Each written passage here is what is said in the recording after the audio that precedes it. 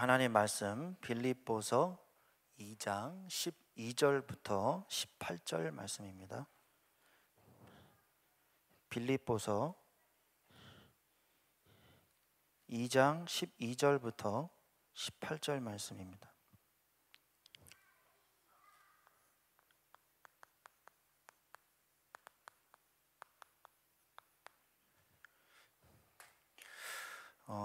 신약 성경 320페이지입니다. 다 찾으신 줄로 믿고 빌립보서 2장 12절부터 18절 말씀을 교독하시겠습니다. 신약 성경 320페이지입니다. 제가 먼저 읽겠습니다. 그러므로 나의 사랑하는 자들아, 너희가 나 있을 때뿐 아니라 더욱 지금 나 없을 때에도 항상 복종하여 두렵고 떨림으로 너희 구원을 이루라.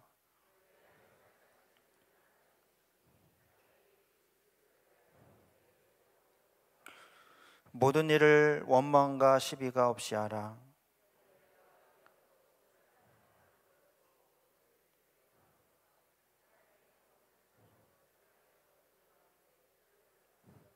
생명의 말씀을 밝혀 나의 다름질이 헛되지 아니하고 수고도 헛되지 아니하므로 그리스도의 날에 내가 자랑할 것이 있게 하려 함이라.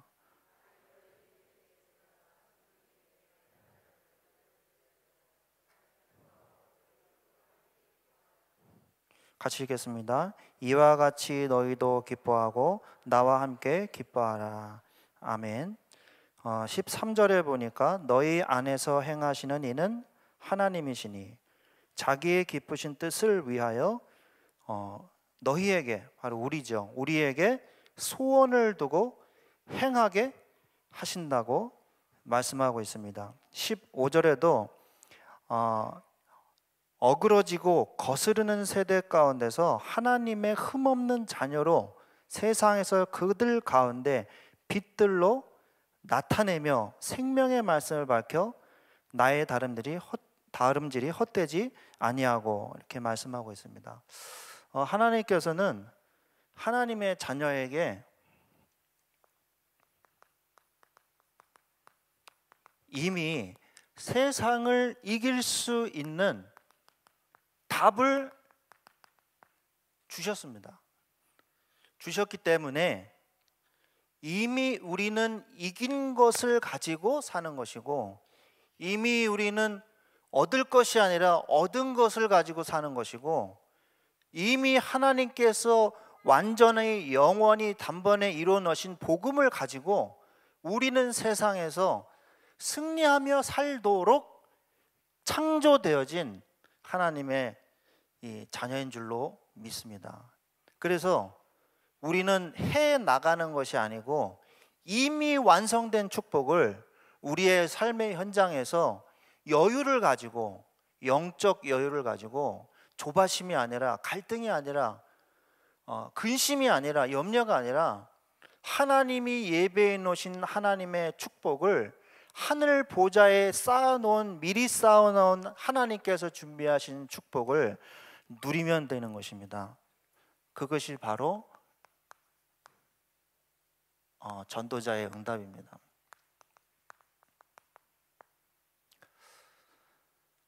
그래서 미리 기도 제목을 좀 말씀을 드립니다. 이번에 여름 이제 시즌이 왔습니다.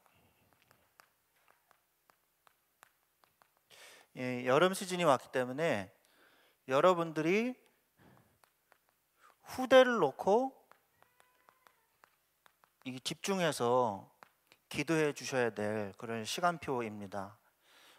그래서 여름에는 사실 참 중요한 시간입니다. 우리 고3들한테는 뭔가 나의 성적을 반등시킬 수 있는 유일한 기회이기도 하고, 그렇죠? 그리고 또 어떤 친구들에게는 굉장히 힘들고 어려운 시간이 될 수도 있습니다. 방황하고 힘들어하는 시간.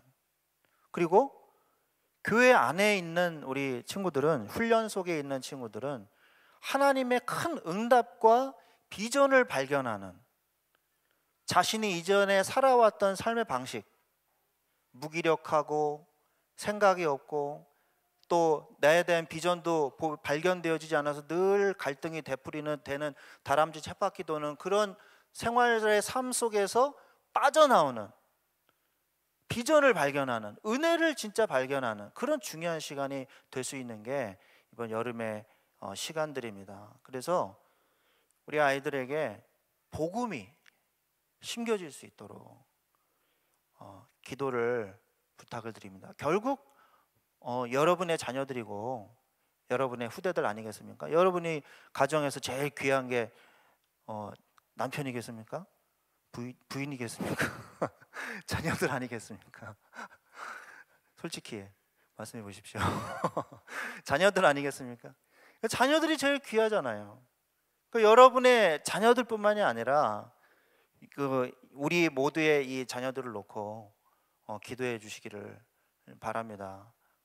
그래서 저는 이제 고등부를 이제 사임했지만 우리 아이들이라고 항상 저는 이렇게 부르거든요. 그러면 이 고등부 예배 시간에 제 딸이 와서 예배를 드리다가 놀러 와서 뭐 이렇게 구경하다 가고 이제 가끔씩 그러는데, 제가 우리 아이들 그러면 아빠 나는 안 가는데 그런 경우가 있어요.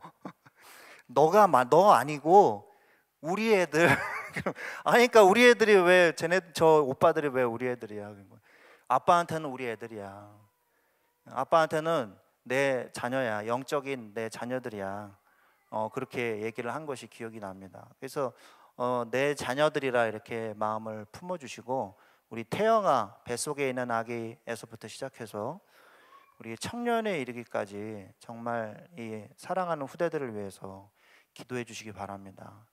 로마 복음화는 후대에서부터 시작이 되었고, 아이 때서부터 복음이 들어갈 때 인종과 풍습과 관습을 뛰어넘어서 이 복음이 복음되어지는 헬라인, 유대인, 또 아프리카 사람이든지 어떤 사람이든지 간에 그리스도인이라고 불리는 이 놀라운 축복의 역사가 후대에서부터 시작이 되어지는 줄 믿습니다.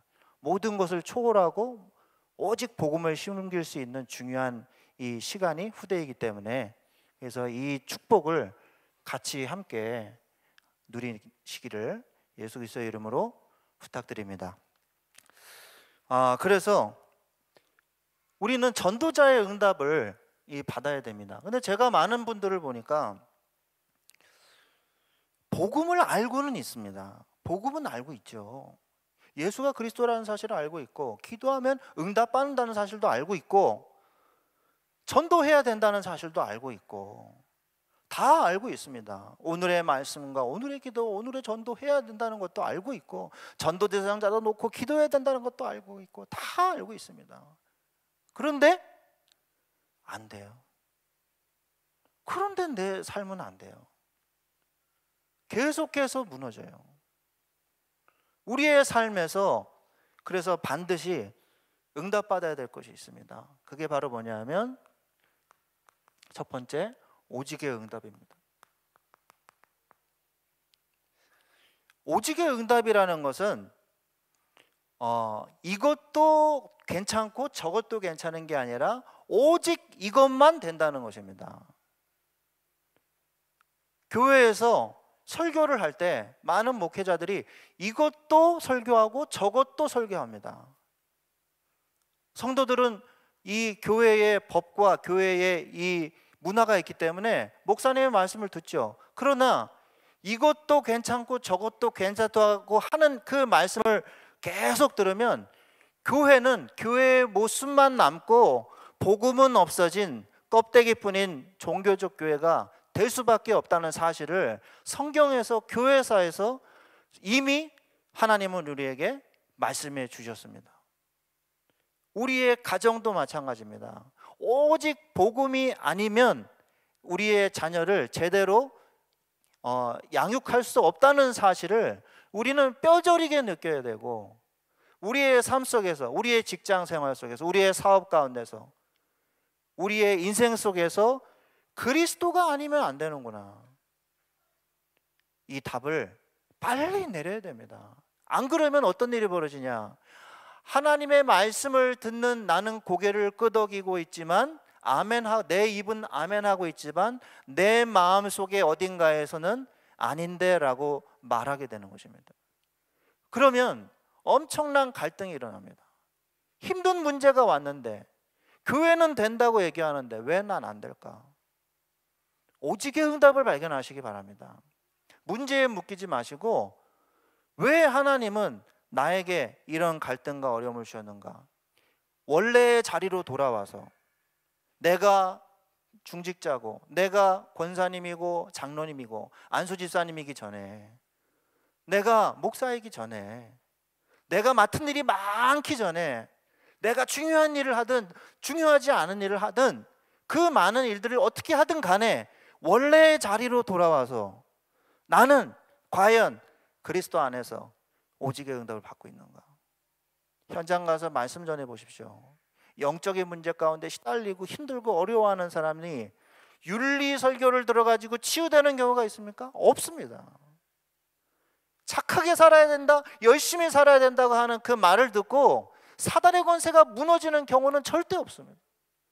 오직 예수 그리스도를 증거해야지만 이 영혼이 살 수 있다는 것을 우리의 삶의 현장에서 확인하고 또 확인해야 됩니다. 이것은 되냐 안 되냐가 문제가 아닙니다. 성공하냐 실패하냐가 문제가 아닙니다. 내 자녀가 좋은 대학에 가냐 좋지 않은 대학에 가냐 그게 중요한 게 아니라 오직 그리스도가 내 삶 가운데서 고백되어지고 인정되어지고 있느냐, 이게 돼야 되거든요. 그러지 않으면 끊임없이 나에게 닥쳐오는 그 문제는 나를 계속해서 천국에 가기 전까지, 불신자는 지옥에 가서도 계속해서 나를 괴롭힐 것입니다. 오직 안 되는 상태로, 이 오직이라는 응답이, 예수 그리스도에 대한 응답이 없는 상태로 내가 일을 계속한다. 여러분의 삶의 현장에서, 직장에서, 학생은 학교에서, 자녀는 학교에서, 이 부인은 살림을 하면서, 특히 중직자가 교회 일을 한다. 갈등이 일어납니다. 내 자신은 무너져 있는데 안 무너진 것처럼 포장해야 돼요. 그런 삶을 하나님이 기뻐하시지 않습니다. 구원은 받았지요. 구원은 받았는데 결국 이 일 속에서 오직 복음이 아니면 내가 가지고 있는 세상의 일들이 세상 일로, 세상의 순리로 돌아갈 수밖에 없습니다. 결국 나한테 오는 어려움을 막을 수가 없어요. 그래서 오직의 응답, 오직 예수 그리스도에 대한 응답을 받아도 되고 안 받아도 되는 것이 아니라 모든 일을 시작하기 전에 예수가 그리스도라는 사실을 응답을 받고 시작을 해야 된다는 것이죠.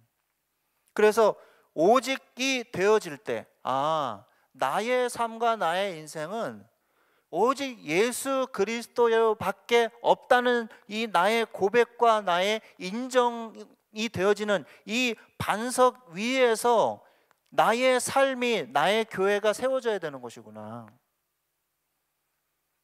마태복음 16장 16절에서 18절 말씀처럼 비로소 내 삶에서 응답이 되어지기 시작합니다. 내 삶에서 비로소 응답이 되어지기 시작해요. 내 삶이 지긋지긋한 내 안 되는 삶이 비로소 응답이 되어집니다. 그러면 목사님 안 벌리던 돈이 갑자기 벌려지고 이렇게 수입이 들어오고 가정의 문제가 해결되고 그런단 말입니까? 아니죠.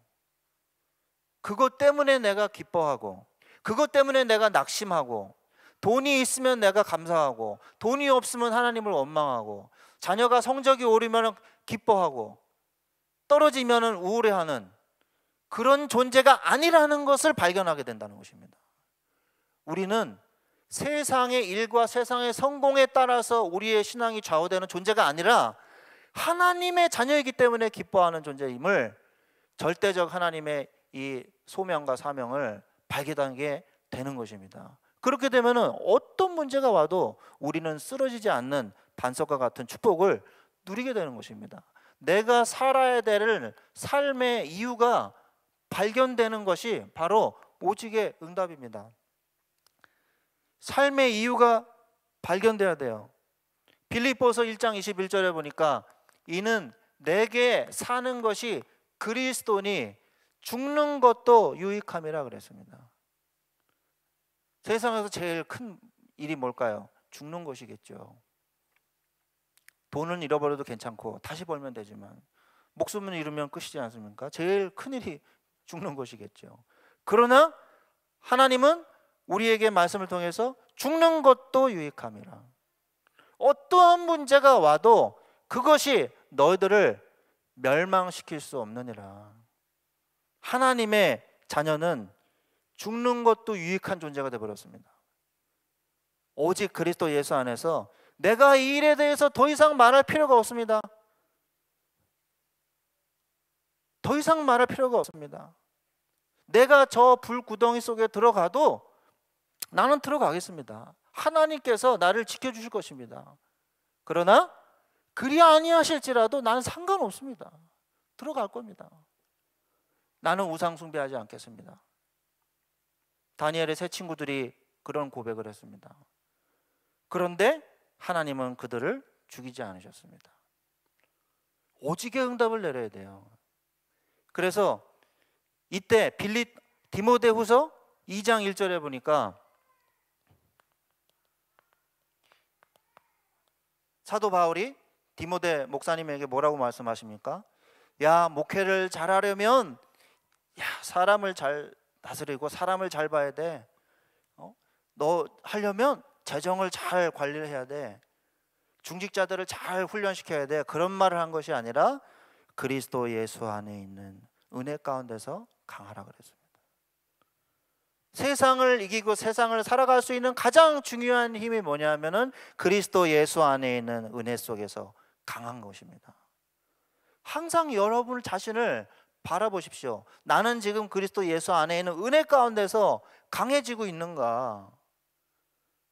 내가 세상 배경과 지식을 바라보고 거기서 위안받는 존재가 아님을, 그리스도 예수 안에 있어야만 강해지는 존재임을 우리는 날마다 우리의 마음과 생각 속에 각인해야 됩니다. 이때 우리가 다른 많은 것들이 인생이 너무 복잡하고 힘들고 그런 것이 아니라, 많은 게 보여지는 게 아니라 한 가지만 딱 생각이 납니다. 한 가지 목표. 빌립보서 3장 14절에 표대를 향하여 그리스도 예수 안에서 하나님이 위에서 부르신 부르심의 상을 위하여 달려가노라. 사도 바울은 한 가지 목표를 발견했어요. 가이사 앞에 서야 할 것이니라. 로마 복음화를 위하여 하나님께서 사도 바울에게 주신 한 가지 목표를 향하여 사도 바울은 달려간 것입니다. 우리의 인생을 자꾸 복잡하게 살려고 그러지 마시고 한 가지 목표, 하나님이 나에게 주신 달려갈 표대, 그것을 붙잡고 달려가시기 바랍니다. 다른 것은 다 서론입니다. 예수 그리스도를 위하여 나의 삶이 지금 그 표대를 향하여, 목적지를 향하여 달려가고 있는가? 아무리 이 배로 비유하자면, 아무리 초고속 이 최신형 엔진 2개를 달고 제트스키 이 보트처럼 아무리 이 수면을 나르듯이 달려가는 보트를 할지라도요, 나침반이 없으면 표류하고 있는 배인 것입니다. 그러나 허름한 나룻배, 돛담배를 가지고 천천히 가고 있지만 가야 할 목적지와 나침반이 있는 배는 순항하고 있는 배인 것입니다. 빨리 가는 게 중요한 게 아닙니다. 얼마나 멋있게 가냐가 중요한 게 아니라 내가 가고 있는 인생의 길이 목표가 있는가? 하나님께서 나를 향하여 표대를 향하신 하나님의 그 목표를 향하여 나는 지금 달려가고 있는가? 이것을 우리는 봐야 됩니다. 전도자의 응답을 우리가 누리기 위해서 두 번째, 영적 문제에 대해서 응답받아야 됩니다.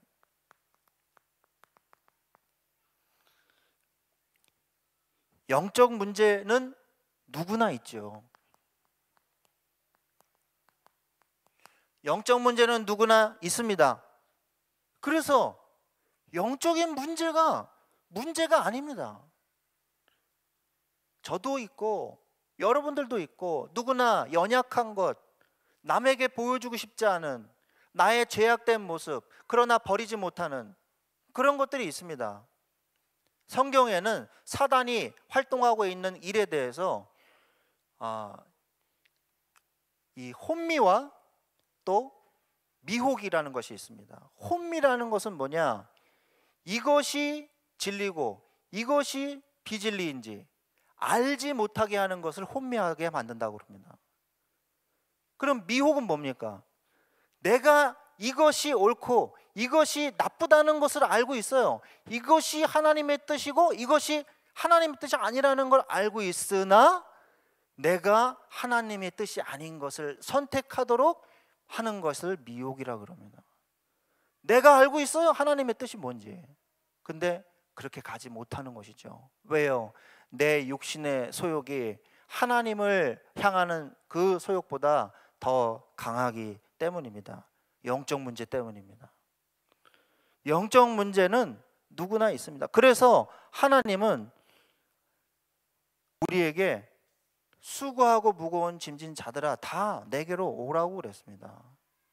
하나님께로 오기만 하면, 가기만 하면 되는데 그것을 인정하지 않는 것이, 그게 바로 문제인 것입니다.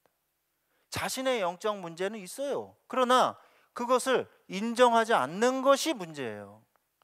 고백하지 않는 것이 문제입니다. 사람 앞에 할 필요는 없습니다. 그러나 하나님 앞에서 나의 연약함을 내어놓고 나는 할 수 없사옵니다. 주님이 나의 연약한 모습을 주님께서 고쳐주시고 나를 인도해 주시옵소서 라고 말해야 돼요. 이 영적인 문제를 숨기고 계속 있으면 결국 썩어버립니다. 상처를요, 여름에 다쳤는데 여드름 났어요? 우리 여자 성도님들 저기 여드름이 났어요. 그럼 어떻게 하십니까? 여기다 반창고 붙이시나요? 안 그러죠. 화장으로 덮어버려요. 파운데이션 덕지덕지 발라가지고 덮어버리면 어떻게 되죠? 더 이게 썩어요. 더 뾰록지가 커집니다. 그럼 어떻게 해야 돼요? 솔직하게 요만한 반창고 있어요. 여드름 없애는 거. 티가 나긴 해도 잠깐만 붙이고 있으면 그래도 없어져요. 있죠? 요만한 거. 그거 붙여야 돼요. 그리고 조금 쪽팔려도 여드름 났어 이러면서 붙이고 다니면 좀 있으면 없어져요. 근데 그거를 못 참아서 막 이렇게 하면 어떻게 돼요? 더 이제 커지는 거죠. 예를 들어서 영적인 문제를 우리가 숨기려고 하면 마태복음 7장 27절에 보니까 어느 날 비가 내리고 창수가 오는 이 날이 있어요. 제가 아까 찬송가 부르면서 은혜의 소낙비가 막 풍족히 내려? 내가 잘못 골랐나 찬송가를? 장마기가 있는데 메말라야 되는데, 아무튼 은혜의 소낙비니까 상관없습니다. 아무튼 비가 내리고 창수가 나는데 어떻게 돼요? 무너짐이 심하다 그랬어요. 비가 오지 않을 때 치유받아야 돼요. 창수가 오기 전에, 홍수가 넘쳐서 범람하기 전에 치유받아야 돼요. 나의 인생에 큰 문제와 어려움이 올 때 와장창 무너지지 말고 그 날이 오기 전에 우리가 주님 앞에 오직의 응답을 받아야 되는 것입니다. 버티면요, 영적 문제를 숨기고 나는 아니야, 나는 오직 복음이야. 그런데 자기만 오직 복음이 아니라는 걸 알아요. 몰라요. 주변 사람은 다 아는데 자기만 영적 문제 있는 걸 몰라요. 주변 사람들은 다 알아요. 나만 몰라요. 난 아니야, 인정하지 않죠. 그러다가 어느 날 문제가 오면 회복 불능의 상태가 되어버립니다. 그때 무너지면은 재기 불능의 상태가 되어집니다. 건강도 마찬가지예요. 건강에 좀 이상이 왔을 때 건강을 관리를 잘 하셔야 돼요. 그래야지 오래 유지가 되죠.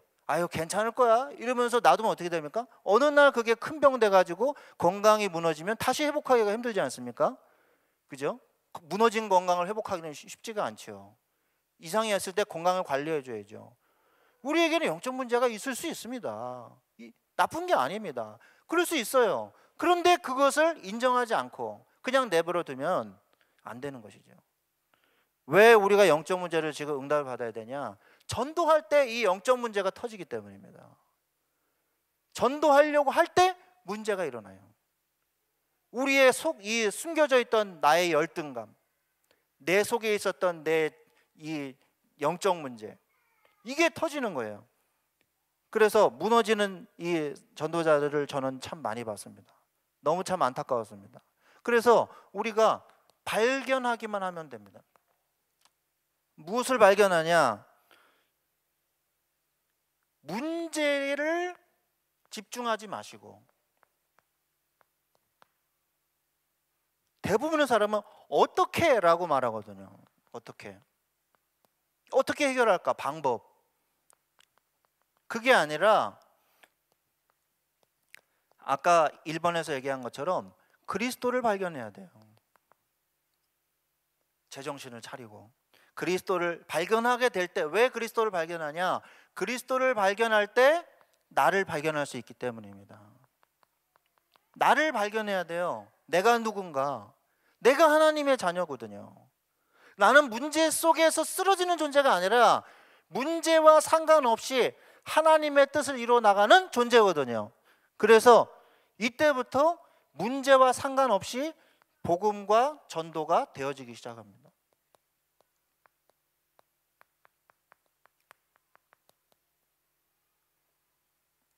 고린도후서 12장 10절에 그러므로 내가 그리스도를 위하여 약한 것들과 능욕과 궁핍과 박해와 곤고를 기뻐하노니 이는 약한 그때의 강함이니라.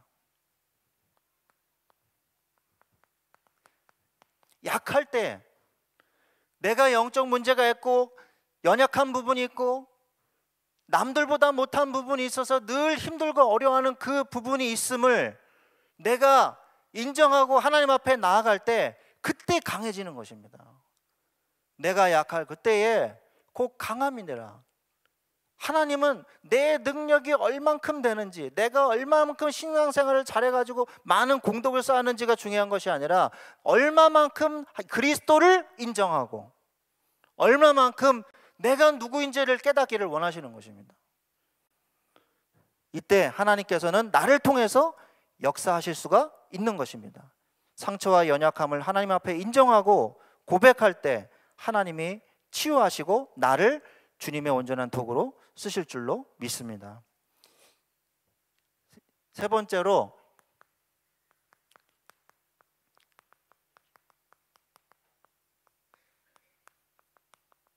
현실과 믿음의 응답을 우리가 누려야 됩니다. 세상과 타협하지 마십시오.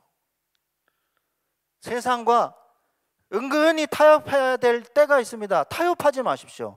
그리스도의 길로 가십시오.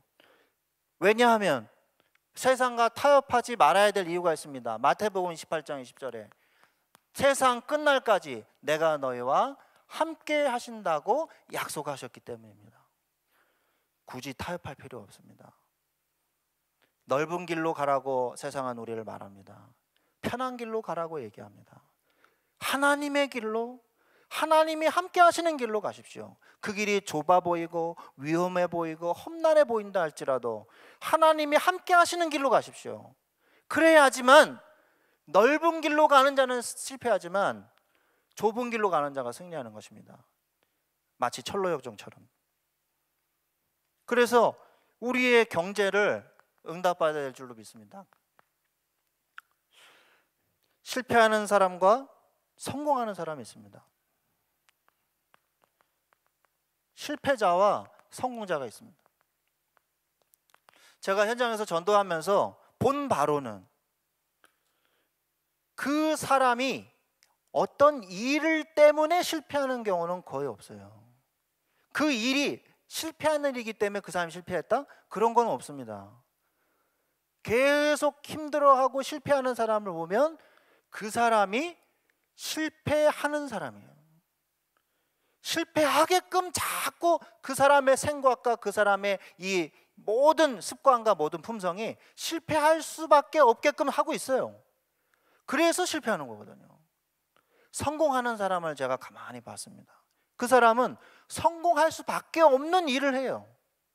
성공할 수밖에 없는 생각을 합니다. 성공하게끔 하게 해요. 그 사람은 무슨 일을 하든지 성공하게 만들게 됩니다. 그죠? 성공하는 사람이 있고 실패하는 사람이 있어요.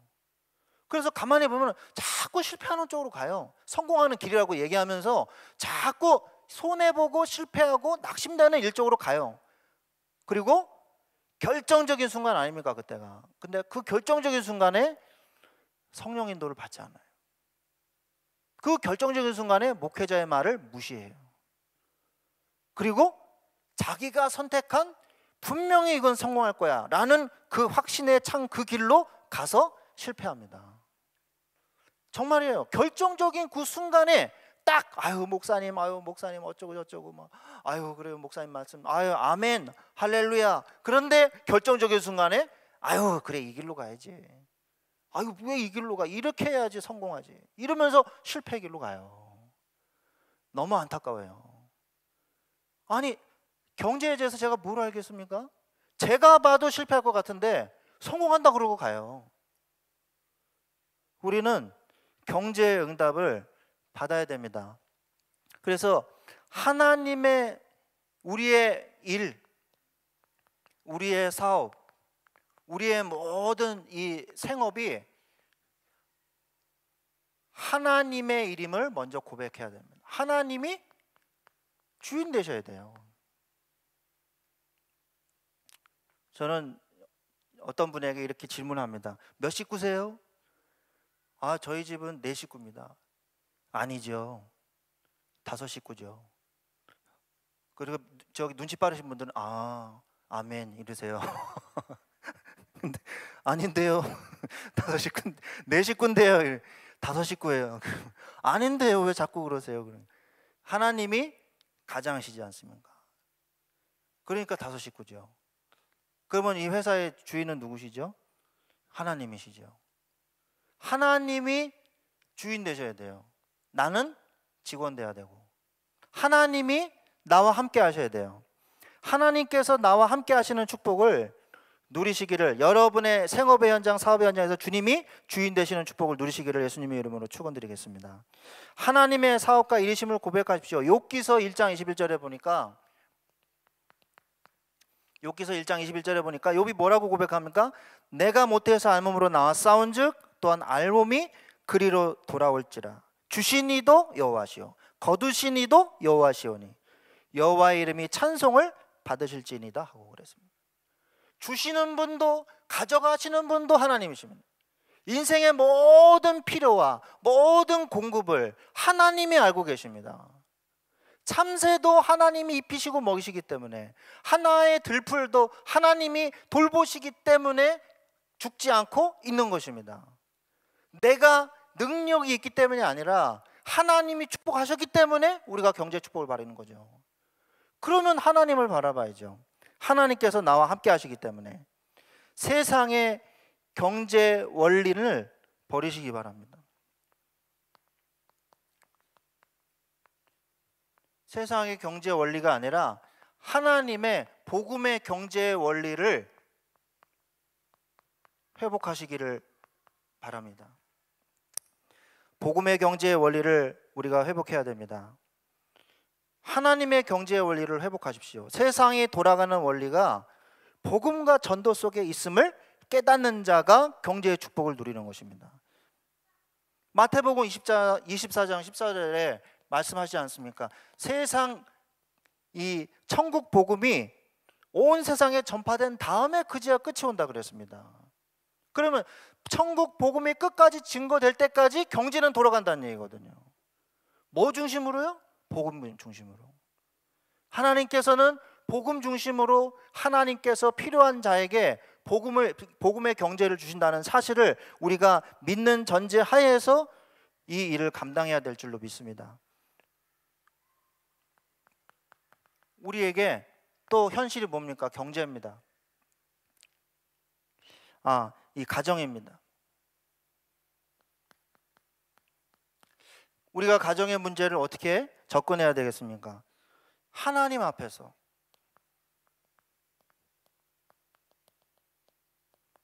하나님께서 제일 먼저 허락해 주신 관계가 뭐죠?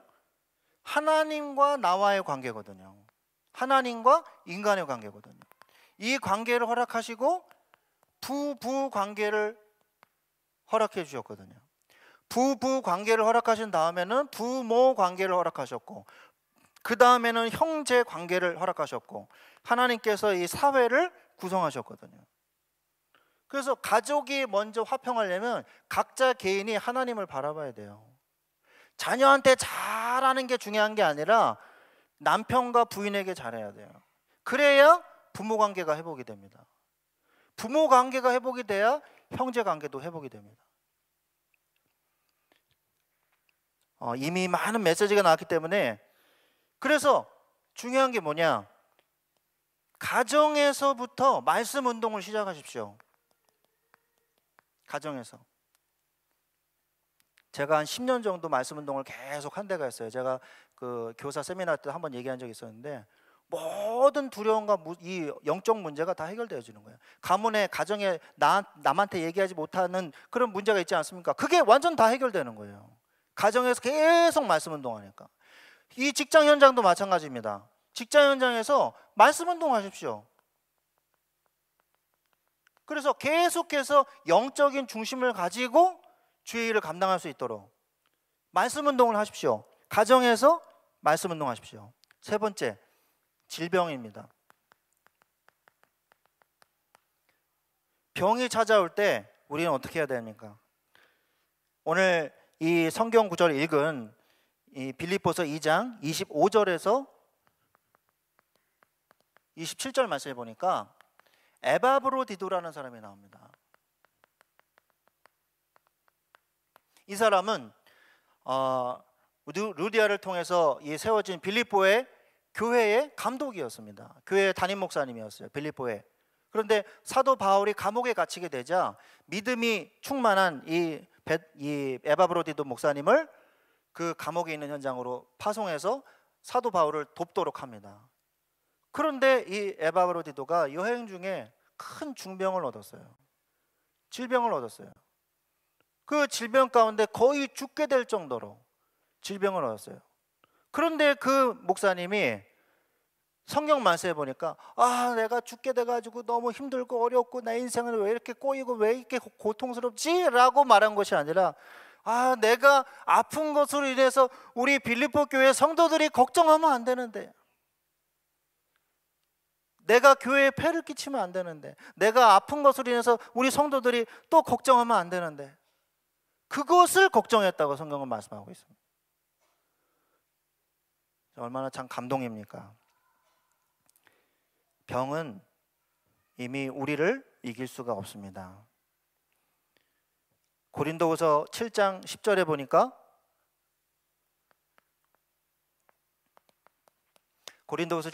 보니까 하나님의 뜻대로 하는 근심은 후회할 것이 없고 구원에 이르게 하는 회개를 이루는 것이요 세상의 근심은 사망을 이루는 것이니라. 우리는 질병이 와서 근심할 수 있습니다. 그러나 나의 근심은 세상의 근심입니까? 하나님의 뜻을 이루는 근심입니까? 나의 병은 세상의 근심 가운데 있는 근심의 이 제목입니까? 아니면 하나님의 뜻을 이루어가는 하나님의 계획입니까? 하나님께서 우리에게 결론적으로 걱정을 하십시오. 왜 걱정을 하지 말아요? 걱정해야죠. 세상 힘든데 걱정도 하고 불평도 하고 원망도 하고 그러면서 살아야죠. 그죠? 아멘? 그러나 하나님 안에서 걱정하십시오. 근심하십시오. 하나님 안에서 걱정하십시오. 나의 어렵고 힘든 문제를 고백하고 인정하십시오. 그 안에서 신분을 확인하십시오. 그리고 하나님의 계획을 발견하시기를 바랍니다. 그래서 우리 전도자는 한 번 전도하고 그냥 끝내는 전도가 되면 안 됩니다. 끊임없이 내 삶에서 완전한 답을 가지고 계속 전도해야 돼요.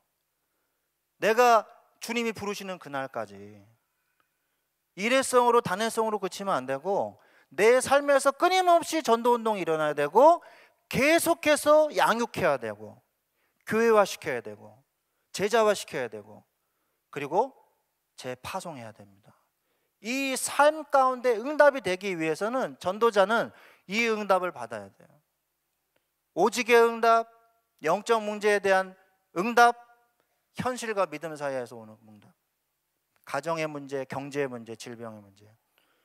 우리가 이 축복을 가지고 우리의 삶에서 전도자의 축복을 누리시기를 예수 그리스도의 이름으로 축원드리겠습니다. 기도하겠습니다. 우리 이 시간에 합심해서 기도하겠습니다.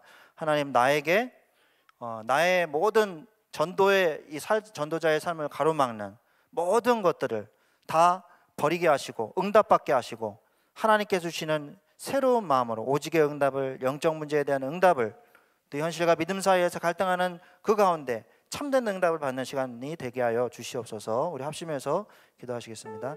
하나님 감사합니다. 이 시간에도 오직의 응답을 누리기를 원합니다. 성령으로 역사하여 주시옵소서.